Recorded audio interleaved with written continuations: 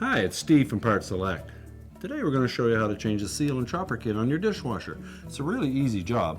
All you're going to need is a number 15 and a number 20 Torx bit and driver, a 5/16 nut driver, a pair of slip joint pliers, and a flat blade screwdriver. Let me show you how we do it. Now to do this repair, we'll begin by opening the dishwasher door, and we'll remove the lower rack and any dishes that may be in it, and we'll set that aside. Next, with our pliers, we'll remove the retaining nut for the lower spray arm. Loosen that center nut and turn it out by hand. And we'll set that aside. Next, with our number 20 Torx bit, we'll remove these screws from the filter cover. There are 3 of them around the perimeter.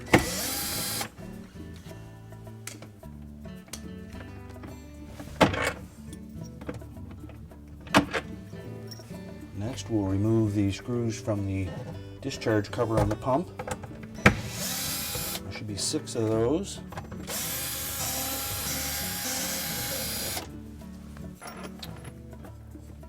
Now we can lift up on that discharge cover and just grasp it by the shaft. We have to disengage it from this manifold at the back, but we want to be careful that we don't put too much pressure on that manifold. There are a couple of clips on the back wall of the tub that we can access and release that manifold. You need to be cautious when working with those, because if you break that clip, it will be very difficult to remount it. So lift up on it, pull it forward, and disengage it. You can set that discharge cover aside. We now have 2 more screws that secure the filter plate to the motor. Remove those, and then with the number 15 Torx bit, we'll remove the screw that holds the impeller in place. And you'll need to hold on to that impeller at the same time to keep it from turning.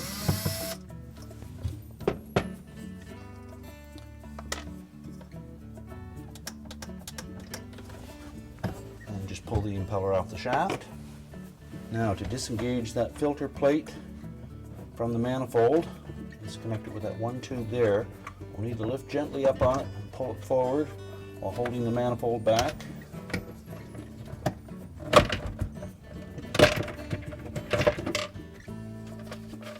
And we can set the cover and the filter plate aside. We can now remove the old chopper blade and discard it. The seal cover, slide off of that shaft, and we can pop the old seal out of the housing. It's just a friction fit, so pull it completely out. Now the instructions indicate that you should remove this chopper sleeve from the motor, and to do that it is threaded to the motor shaft, so we have to keep the motor from turning. There is a little access hole on the bottom of the motor that you can slide a small blade screwdriver in there to hold the motor from turning while you loosen that 5/16 chopper sleeve. To do that, we need to remove the motor. So then it just pulls straight up out of the tub, but you need to take note of the orientation of that motor to the tub so that the filter plate will line up with the manifold again. Now, if that shaft is in good shape, you may opt to just leave it as it is and install your seal and new chopper blade. But to remove the motor, just grasp that shaft and that will lift straight up out of the opening. The gasket may come with it or it may not. We'll disconnect the wire harness to the motor. It's just 2 locking tabs on the side.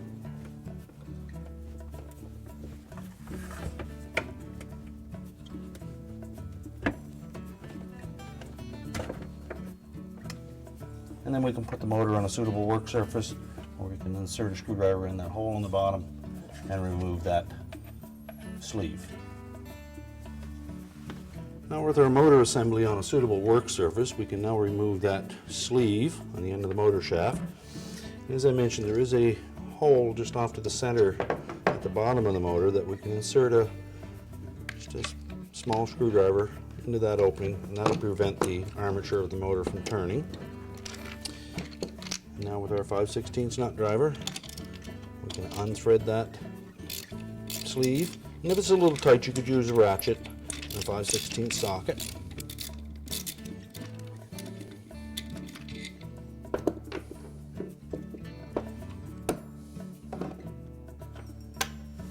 Now the kit comes with 2 sleeves, so we need to determine whether it's a fine thread or a coarse thread, and put the appropriate one back on.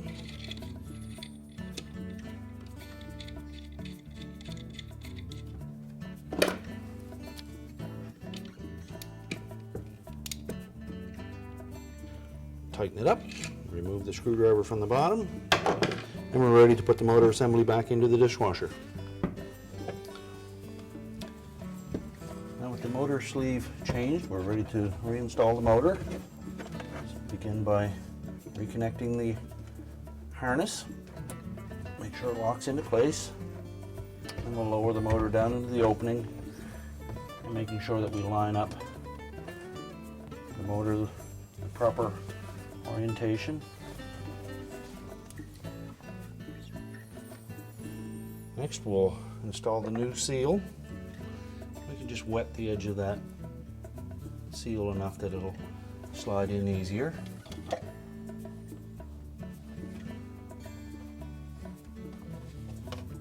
Make sure it goes in straight. You can just press it down slightly. Next we'll install the seal face with the stainless steel side facing down.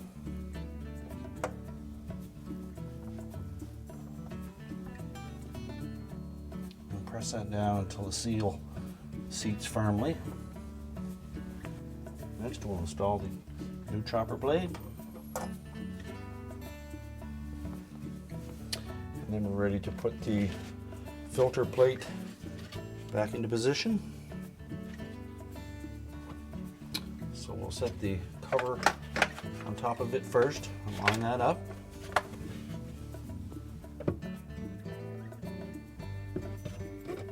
And carefully slide it in underneath the manifold. Again, we'll have to pick that manifold up and pull it slightly forward so that the bottom of the filter plate clears the top of the pump.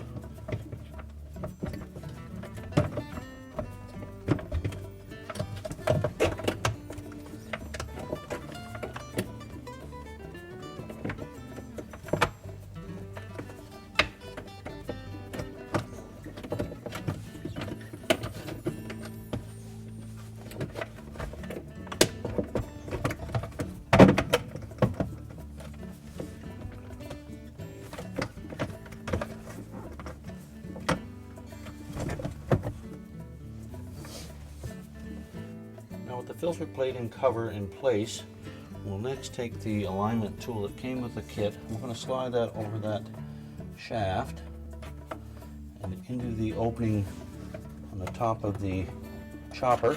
And that will align that cover with the shaft. So with that in place, we'll reinstall the 2 screws on the inside.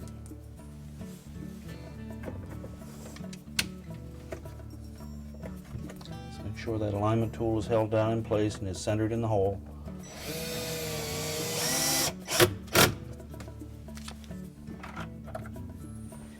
Next we'll reinstall the wash impeller. Slide that over the shaft. And with our number 15 Torx bit, we'll install the single screw in the center. And again, we will have to hold that impeller in place while we tighten that screw. Now we can reinstall the discharge cover. We need to make sure that tab slides in underneath the rectangular opening in the manifold. And we will need to lift that up slightly.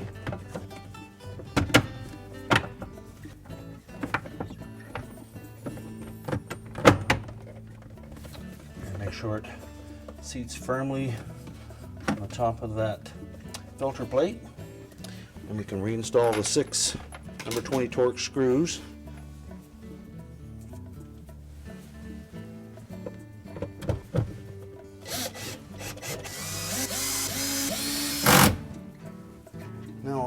needs is the final 3 screws for the cover.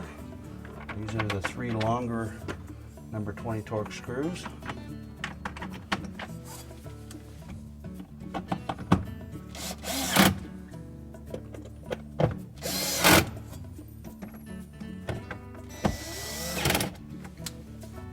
Reinstall the lower spray arm.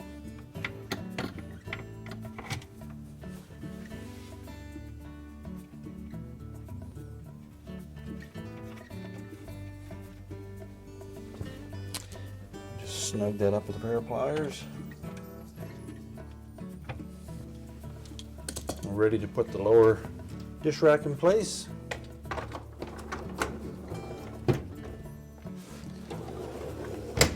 And our repair is complete. Told you it was an easy job. Thanks for watching, and good luck with your repair.